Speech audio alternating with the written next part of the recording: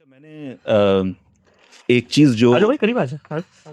جو پہلے دن سے چاہی، یعنی یہ کہیے کہ ایک ایزی وے آؤٹ جو ہوتا ہے وہ رکھنے کی کوشش کی، وہ یہی تھی کہ میں کسی طرح یہ جان لوں کہ غامدی صاحب انکار حدیث پر ہے، میرے لیے آسانی ہو جائے کہ بھائی میں ان کو کہوں کہ یہ جو ہیں وہ امت کے بالکل خلاف ہیں اور ایک غلط بات کہہ رہے ہیں. اور میں چونکہ مختلف مفکرین کو پڑھتا رہا ہوں، میں نے غلام احمد پرویز صاحب کی شاید کوئی بھی کتاب ایسی نہیں ہے جو نہ پڑھ رکھی ہو.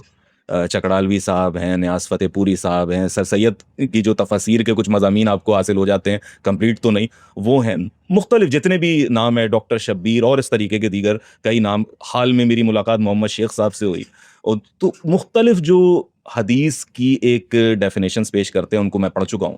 تو میں نے چاہا کہ غامدی صاحب سے ملاقات کر کے انہیں بھی اس فہرست میں لا کھڑا کروں. تو میرا احساس یہ ہے کہ ان سے ملاقات کے بعد، اور میری ان سے 2 تفصیلی اور 2 مختصر ملاقاتیں ہوئی ہیں، اور اس سے مجھے یہ احساس ہو گیا 100% کہ نہ تو میں نے یہودی ایجنٹ کہہ سکتا ہوں نہ میں ان کے اوپر کوئی ایسا الزام لگا سکتا ہوں.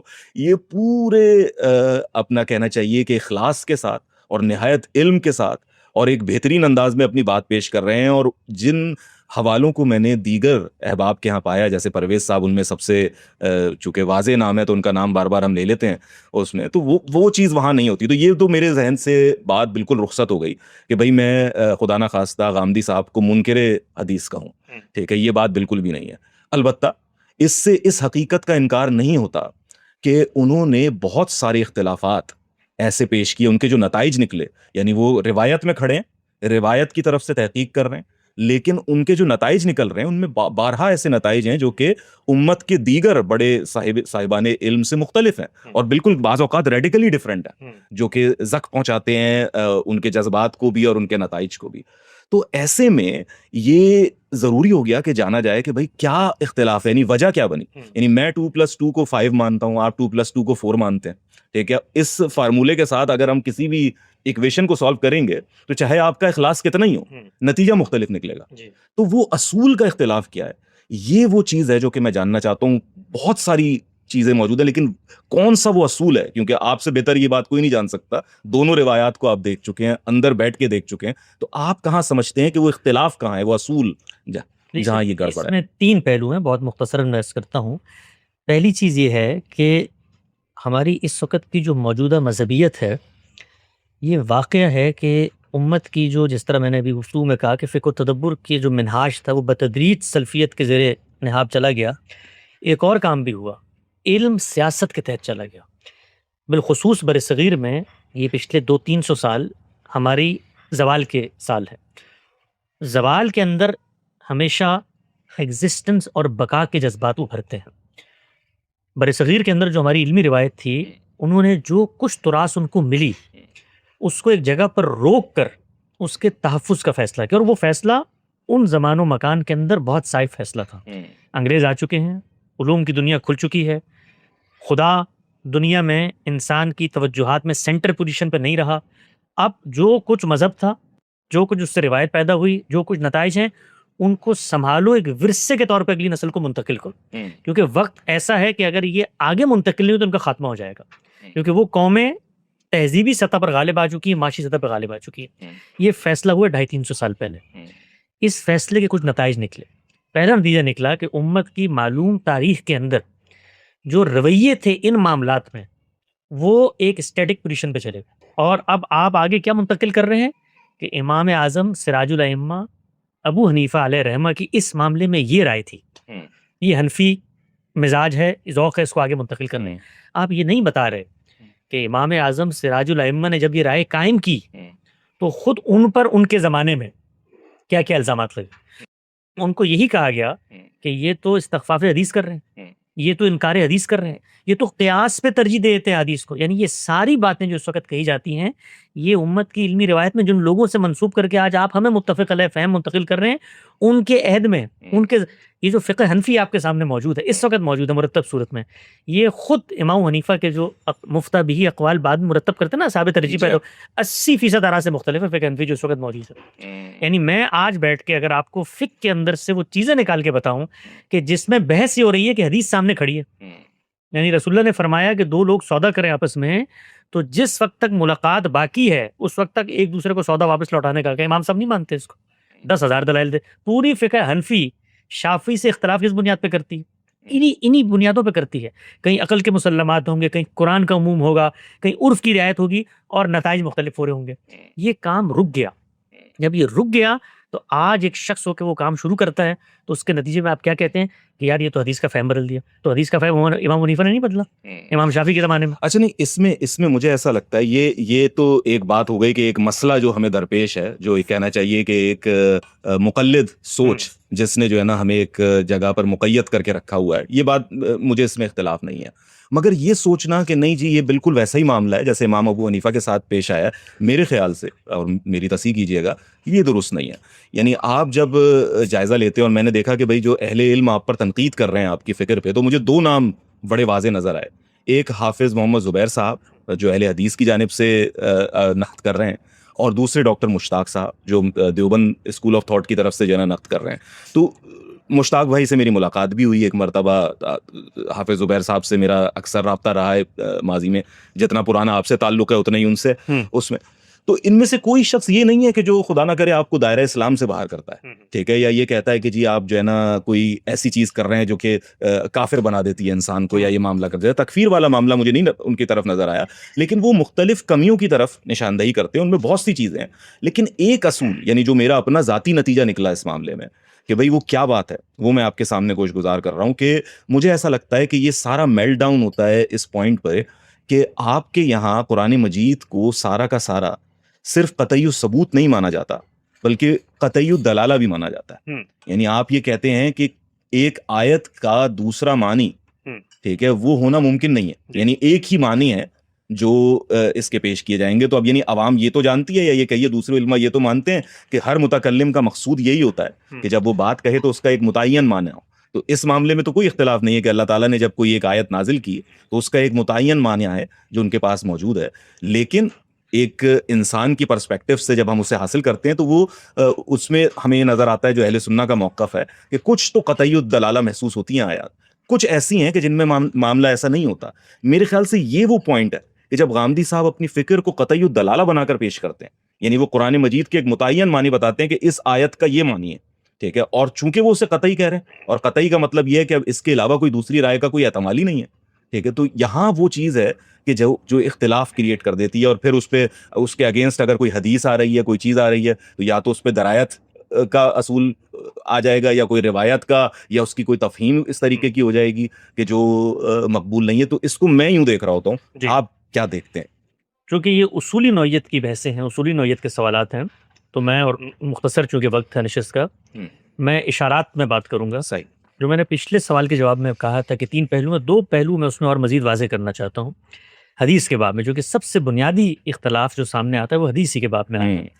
جو دوسری چیز ہے وہ یہ ہے کہ دنیا بھر میں جو آپ کو منظم محکم نظام فکر نظر آتے ہیں نا، جیسے حنفی فقہ نظر آتی ہے، شافعی فقہ نظر آتی ہے، سلفی منہاج نظر، تصوف نظر آتا ہے، ان سب کو آپ جب پیش کرتے ہیں ہمارے سامنے تو یہ ایک دن میں پیدا نہیں ہوئے، یہ 800 سال کے مراحل سے گزر کے یہاں تک یہ اسکول آف تھاٹ پہنچے ہیں، ٹھیک ہے نا. یہ جو فراہی منہاج ہے یہ ابھی اپنی دوسری نسل کے اندر چل رہا ہے. اس کا فرق میں آپ پہ واضح کرتا ہوں، اس کا فرق کیا ہوتا ہے سننے والوں کے لیے. جو اسکول آف تھاٹ ہے وہ پرنسپل پہلے پیدا کرتا ہے، مولانا فراہی نے وہ پرنسپل دیے، اشارات کی صورت میں ہوتے ہیں، اصول بتا دی. اس میں بنیادی یہ حیثیت قرآن مجید کو ایک برتر مقام پہ رکھنے کی، وہ میزان ہے، ٹھیک ہے. اب اس کے بعد ہوتا کیا ہے کہ آگے کے لوگ ان اصولوں کا اطلاق کرتے ہیں، تطبیق کرتے ہیں.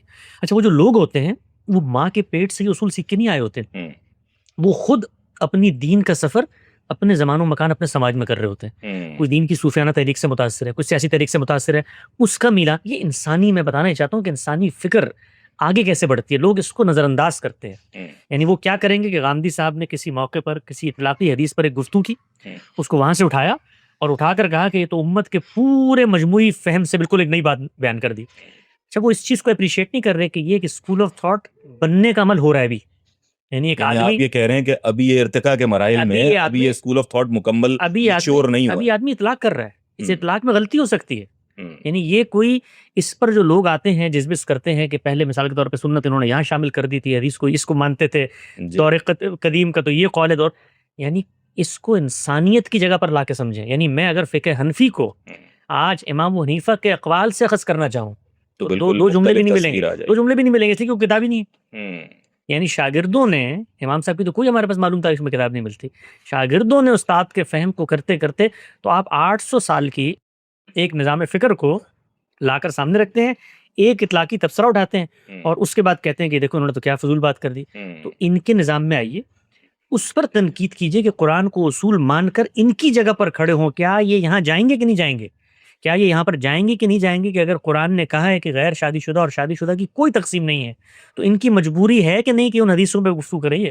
تو پہلے مرحلے میں کہیں گے حدیث مال نظر ہے, دوسرے مرحلے میں حدیث پر جب بہت تدبر کریں گے تو روایتیں قرآن کے مطابق ملنے شروع ہو جائیں گی, اور تیسرے مرحلے میں حدیث کو اس کی صحیح جگہ پر رکھ کے آپ کو دکھا دیں گے. تو یہ آن گوئنگ پروسیس ہے. لیکن حسن بھائی, اگر آپ نے مثال کے طور پر قرآن مجید پر تفکر کیا, تدبر کیا, میں نے بھی کیا, اور ہم دونوں نے یہ طے کر لیا کہ بھائی ہم قرآن کو قرآن سے سمجھنے کی کوشش کر رہے ہیں, یعنی اسی کی زبان میں جا کر, اسی کے مضامین میں جا کر, اسی کو دیکھتے ہوئے کہ بھائی کیا بات ہو رہی ہے, اس پہ میں نے بھی اپنی پوری سنسیریٹی کے ساتھ تحقیق کی, آپ نے بھی کی. ایک فہم آپ کا کریٹ ہوا, ایک فہم, ایک تعویل میری جانب سے آئی, ٹھیک ہے, ان دونوں میں اختلاف ہو گیا. یعنی اب دونوں نے, کوئی ابھی باہر نہیں گئے ہیں, قرآن مجید کے اندر رہتے ہی اس کے اوپر تحقیق کیا, اب یہ اختلاف ہو گیا. اب ہم دونوں نے رخ کیا حدیث کی جانب, ٹھیک ہے, کہ کیا رسول اللہ صلی اللہ علیہ وسلم کی جانب سے بھی ہم تک کوئی بات پہنچی ہے. ہمیں پتہ چلا کہ بھائی جو باتیں آ رہی ہیں وہ تو حق میں ہیں حسن بھائی کے, ٹھیک ہے, یعنی جو آ رہی ہیں. اب عظیم بھائی نے کیا کیا کہ انہوں نے کہا کہ چونکہ میں نے جو اپنا ایک مفہوم بنایا ہے اس کے لحاظ سے یہ حدیثیں نہیں ہیں. اس میں آپ نے دو چیزیں پہلے مفروض کر لی ہیں. پہلی چیز یہ ہے کہ قرآن مجید جو ہے جی, وہ اپنے بارے میں دعویٰ کرتا ہے کہ میں دین کے باب میں تمام اختلافات کا فیصلہ کرنے آیا, ٹھیک ہے, لِیَحْکُمَ بَیْنَ النَّاسِ فِی مَا اخْتَلَفُوا فِیہ, میں میزان ہوں, میرے اوپر لا کے پرکھو جو تمہارے دینی اختلاف. یہ کتابیں نازل ہم نے اس لیے کی ہیں, رسول ہم نے بھیجے, ساتھ کتاب دی. لیکن آپ فہم قرآن کو قرآن کہہ کر اس کو میزان بنا رہے ہیں. میں عرض کرتا ہوں, یہ قرآن مجید نے اپنی حیثیت بتائی, حیثیت پہ بھی بات ہوگی. میرا فہم قطعی الدلالہ نہیں ہے, صحیح بات, قرآن مجید قطعی الدلالہ ہے. وہ اپنے بارے میں یہ دعویٰ کر رہا ہے کہ میں قطعی الدلالہ ہوں اور میری حیثیت میزان کی ہے. اب سوال صرف ایک رہ گیا کہ قرآن مجید سے جو کچھ میں نے سمجھا ہے وہ میری سمجھ ہے, آپ کو اختلاف کا حاصل ہے. وہ اختلاف آپ کو حدیث لا کے کرنے کی ضرورت نہیں ہے, آپ اپنے عقل کی بنیاد پہ اختلاف کر لیں. حدیث تو بہت برتر چیز ہے, میں عرض کرنا چاہ رہا ہوں, حدیث تو بہت برتر چیز ہے. آپ فہم سے اختلاف کریں. میرا فہم ہے نا قرآن کے بارے میں, میں مثال کے طور پہ اس کو ایک اطلاقی مثال میں ڈال لیں. آپ مثال کیا کرتی ہے, بڑے سے بڑے فلسفے کو زمین پر لا کر دو چار کر دیتی ہے. قرآن نے کہا میں میزان ہوں, اس کے بعد قرآن مجید نے ایک سزا دی ہے, رجمی کی سزا کو لے لیں, ٹھیک ہے. اب آپ کا اور میرا اختلاف ہو گیا. پہلے مجھے آپ بتائیے کہ یہ اختلاف اس متن کو پڑھنے میں ہوا ہے؟ کوئی ایک اختلاف مجھے لا کر دکھا دیں امت کی اس معلوم تاریخ میں جو متن کو پڑھنے سے ہو ہی نہیں سکتا, اس لیے کہ وہ اتنا محکم ہے, اتنا گندھا ہوا ہے. اختلاف پیدا کیسے ہوتا ہے آپ دیکھیے, امت کی اختلاف ایسے پیدا ہوتا ہے کہ قرآن نے کہا کہ زانی, شادی شدہ, غیر شادی شدہ کوئی بھی ہو, اس کے ساتھ 100 کروڑوں کا معاملہ ہونا ہے. رجم زیر بحث ہی نہیں ہے. دیکھیں یہاں میں عرض کرتا ہوں, زیر بحث ہی نہیں ہے. ٹھیک, آپ ذرا اس آیت میں اختلاف پیدا کر کے دکھائیں, فہم سے کر کے دکھائیں. کیسے کریں گے؟ نہیں, کیسے کریں گے؟ آپ روایت کی بنیاد پہ کریں گے. تو اس کا مطلب یہ ہے, اس کا مطلب یہ ترتیب ٹھیک کریں. اس کا مطلب یہ ہے کہ آپ نے اور میں نے یہ نہیں کیا کہ ہم دو قرآن کھول کے بیٹھے تھے اور وہاں تو اتنے مبہم الفاظ تھے کہ پتہ ہی نہیں چل رہا کہ تخصیص ہے کہ نہیں ہے. بھائی وہ اللہ کی کتاب ہے, وہ نذیر للعالمین ہے, وہ قیامت تک کی آخری حجت ہے. لیکن میں عموم کی بات نہیں کر رہا, یعنی جو لوگ کرتے ہیں. میں نے آپ کے سامنے ایک مفروضہ قائم کیا تھا کہ میں اور آپ باہر جائے بغیر, ٹھیک ہے, اس پر ریسرچ کر رہے ہیں, اور یقیناً جیسے آپ نے یہ کہا اس میں دو رائے نہیں بنتی, لیکن دیگر مقامات ہیں جہاں بن سکتی. کوئی ایک مقام بتائیے. ٹھیک ہے, مثال کے طور پہ وضو کی بات ہوئی, ٹھیک ہے, وضو میں جو ہمارے اہل تشیع حضرات ہیں وہ مسح کرتے ہیں پیر کا, اور آپ جانتے ہیں کہ جو آیت ہے اس کے اندر یہ ایک احتمال موجود ہے جو آخر میں جب کہا کہ بھائی سر کا مسح کرو اور پاؤں, ٹھیک ہے, تو اب کسی نے زبان کے اسلوب سے کہا کہ نہیں, چونکہ پہلے ہاتھ دھونے کی بات ہوئی تھی تو یہاں پاؤں دھونے مقصود ہیں. دوسرے نے کہا کہ نہیں, چونکہ کہا سر کا مسح کرو اور پاؤں, تو سر کا بھی مسح کرو اور پیر کا بھی مسح کرو. یہ صورتحال نہیں ہے. دیکھیے اس مثال ہی کو لے لیں آپ. یہ مثال بڑا اچھا, مثال ہمیشہ بہت عمدہ کام کرتی ہے کہ وہ نظریات کو زمین پر تحلیل کر کے لے آتی ہے. جو شخص قرآن مجید کو پڑھ کے اس سے وہ نقطہ نظر برآمد کرتا ہے جو اہل تشیعوں کا ہے, وہ فہم کا اختلاف ہے نہیں. اس لیے کہ قرآن مجید نے جو بات کہی ہے اس میں کائنات کے اندر کوئی شخص جو زبان جانتا ہو, کوئی احتمال پیدا ہی نہیں کر سکتا کہ یہاں پر بات کیا ہو رہی ہے. احتمال کیسے پیدا کیا انہوں نے؟ دیکھیے میں نے آپ کو پہلے مثال دی رجم کی، وہاں احتمال کیسے پیدا کیا آپ نے؟ روایت کی تفہیم سے. روایت سنی اور پھر قرآن میں گئے اور کہا کہ نہیں اس کو اب ہم نے تبدیل کرنا ہے. ہمارے پاس تو روایت آ گئی. اور نام کس کا لیا آپ نے؟ رسول اللہ صلی اللہ علیہ وسلم کا. اس پیغمبر کا نام لیا جس کو قرآن مجید یہ کہہ رہا ہے کہ یہ جو کچھ ہم نے تمہیں دیا ہے اس کو تم نے پہنچا دینا ہے، اور اس میں اگر ذرہ برابر کمی بیشی کی تو یہ رگے جان ہم کاٹ دیں گے. یہ صورتحال ہے. بالکل اور ایسے ہی. تمہارا کام کیا ہے؟ بلاغ. لعلہم یتفکرون، وہ غور و فکر کرے گا. پہنچا دو بے کم و کاست. یہ ہماری بات ہے اور یہ محکمات پہ ہے، یہ قول فیصل ہے، یہ حرف آخر ہے. یہ ہے صورتحال. آپ آ کر کیا کہتے ہیں کہ جو کچھ تمہارا کلام ہے اس کو رکھو ایک طرف، اس میں تو بات ہی سمجھ میں نہیں آتی. یہ ہم نے روایت سنی ہے، آؤ روایت کو لے کے جاتے ہیں، تمہارے خاص کو عام کرتے ہیں، عام کو خاص کرتے ہیں، تمہاری محکم آیت کو نسخ کرتے ہیں. یہ سب ہم کر لیں گے. یہ دوسری مثال لے لیں. یہ فہم کا اختلاف کیسے پیدا ہوا؟ قرآن کے حاشیے خیال میں بھی نہیں، آپ ایک دوسری قرات لے کر آئے اور یہ کہا کہ قرآن مجید صرف یہ نہیں جو تمہارے سامنے ہے. یہ جو گاندھی صاحب نے جملہ لکھا ہے نا، قرآن قطعی الدلالہ ہے، اس سے کس چیز کی نفی ہوتی ہے؟ اس چیز کی نفی ہوتی ہے کہ اس کا متن پورے طریقے سے محفوظ ہے. جیسے ہی آپ متن کو مشکوک بنائیں گے، آپ سے مراد جو اختلاف کر رہا ہے، تب وہ اختلاف پیدا کرے گا. تو کیا ہوا؟ ہماری امت نے کیا کیا؟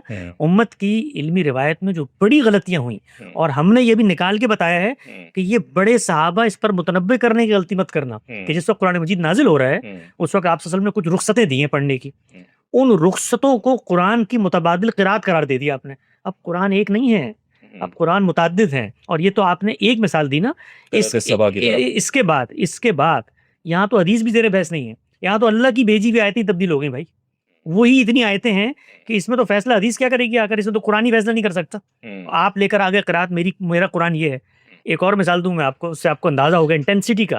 جو مسائل ہیں، جن ڈائلمس کے اندر ہماری روایت جی رہی ہے، قرآن مجید نے متعین حصے بتائے ہیں وراثت کے، اور یہ کہہ کر بتائے ہیں لا تدرون ایکم اقرب لکم، تم جانتے نہیں تھے کہ بلحاظ منفعت کون قریب تر ہے، میں نے فیصلہ کر دیا ہے. یہ ریشو سے ان سے اوپر نیچے نہیں ہو سکتا.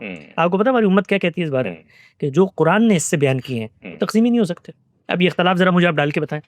وہ آپ نے جو اختلاف، اچھا پھر اس کے بعد اختلاف پیدا کیسے کیا کہ ابی بن کعب کی ایک قرات ہے، اس میں تو اخم من الام کے ہیں، اس میں حصے الگ بیان ہوئے ہیں، اس میں خلافی بیان. تو آپ قرآن کے مقابل میں قرآن لے کر آ گئے. تو میں صرف بتانا یہ چاہ رہا ہوں کہ جب ہم یہ کہتے ہیں کہ قرآن قطعی الدلالہ ہے تو اس سے مراد یہ ہوتی ہے کہ وہ متعین اپنا ایک متن رکھتا ہے، اس کو پڑھنے کی متعین قرات ہے، وہ ہم تک جیسے پہنچا ہے وہ قطعی الثبوت ہے. کوئی شخص آ کر نہیں کہہ سکتا تھا کہ بکری 40 آیتیں لے کر آئی تھی اور فلاں صحابی نے اس میں یہ ڈال دیا تھا اور فلاں نکال دیا تھا، آج ہمارے پاس نسخہ. یہ ہو ہی نہیں سکتا. یہ قیامت تک بھائی قرآن مجید اللہ نے بھیجا کیوں؟ ختم نبوت کرنے کے لیے. ختم نبوت کیوں ہوا؟ اس لیے کہ اب نبی نہیں آئے گا، رسول نہیں آئے گا، قرآن ہمارے پاس ہے.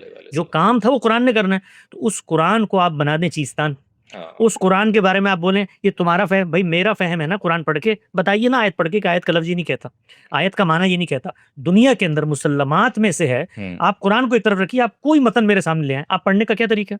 آپ لفظ کو دیکھیں گے، اس کے کانٹیکسٹ سیاق و سباق کو دیکھیں گے، جملے کی تالیف کو دیکھیں گے. دنیا میں اس کے علاوہ کوئی تیسرا طریقہ ایجاد ہو جائے جس سے آپ فہم سے اختلاف کریں، تو فہم کا اختلاف کیسے پیدا ہوتا ہے؟ آپ پہلے ایک روایت کو سنتے ہیں اور اس کو ایڈجسٹ کرنے کے لیے قرآن مجید کے اندر ترمیم، قرآن کے. میں آپ کو ایک بڑی سادہ سی مثال دیتا ہوں، یہ مثالیں بڑا اچھا کام کرتی ہیں، سننے والوں کو سمجھ میں آئے گی. اصول میں آپ آسمان پہ بات، قرآن مجید کہتا ہے اشہر حرم، یہ حرمت کے جو مہینے ہیں، یہ تم لوگوں نے اس میں بدعت داخل کر کے ان کو، یہ ہماری ہدایت ہے کہ ان میں قتال نہیں کرنا.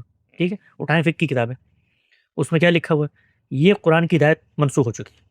کیسے منسوخ ہو چکی ہے؟ رسول اللہ صلی اللہ علیہ وسلم کی ایک روایت میں ملتی ہے، آپ نے اشہر حرم میں. تو بھائی آپ کو روایت مل گئی، روایت ملنے کے بعد تو استراب اس پہ ہونا چاہیے ہے کہ قرآن مجید پکار کے کہہ رہا ہے، پامال مضمون ہے کہ یہ کام نہیں کرنا، اشہر حرم کی حرمت کو برقرار رکھنا ہے.